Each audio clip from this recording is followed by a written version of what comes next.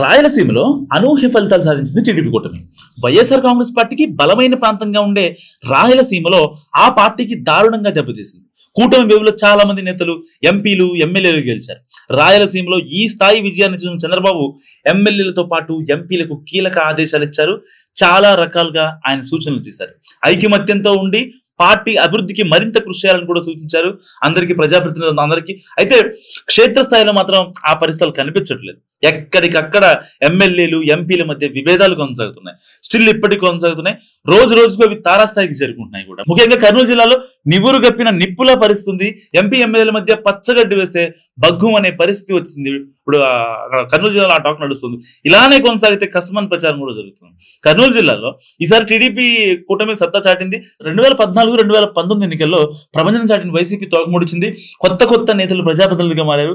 బైరెడ్డి రాజశేఖర రెడ్డి కుమార్తె శబరి అనూహ్యంగా కర్నూలు ఎంపీ అయ్యారు. అయితే ఆది నుంచి శబరి దూకుడుగానే వ్యవహరిస్తున్నారు. ఈ క్రమంలో ఆమె కొందరు ఎమ్మెల్యేలతో వివాదాలు తలెత్తాయి ఆమెకు. సో కొన్ని సందర్భాల్లో అవి అందరికీ బయటపడ్డాయి కూడా. కానీ ఆమె ఎమ్మెల్యేలను ఏమాత్రం లెక్క చేయడం లేదన్న కామెంట్స్ మాత్రం గట్టిగా వినిపిస్తున్నాయి. దీంతో జిల్లాలోని చాలా మంది ఎమ్మెల్యేలతో ఆమెకు పడటం లేదు. తాజాగా నందికొట్కూరు ఎమ్మెల్యే గిత్తా జయసూర్యకు ఎంపీ శబరికి మధ్య ఉన్న వివాదాలు రోడ్డెక్కాయి. ఏకంగా అధికారిక కార్యక్రమంలో ఈ విభేదాలు వెలుగు చుట్టడంతో జిల్లా వ్యాప్తంగా చర్చ నడుస్తుంది. బైరెడ్డి కుటుంబం సొంత నియోజకవర్గం నందికొట్కూరు, ఆ కాన్స్టెన్సీలో పట్టు కోసం ఆ కుటుంబం పరితపిస్తుంది.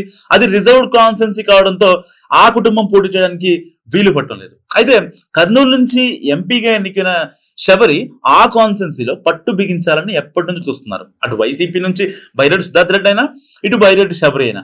సో ఈ క్రమంలో కొత్తగా ఒక ఫైర్ స్టేషన్ నిర్మించాలని ప్రభుత్వం భావించింది.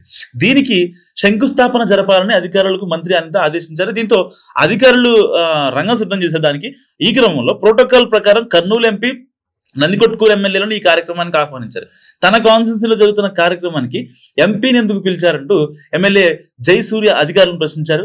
ముహూర్తానికి ముందే ఎంపీ రాకుండానే శంకుస్థాపన చేశారు. అనంతరం అక్కడి నుంచి వెళ్లిపోయారు ఎమ్మెల్యే.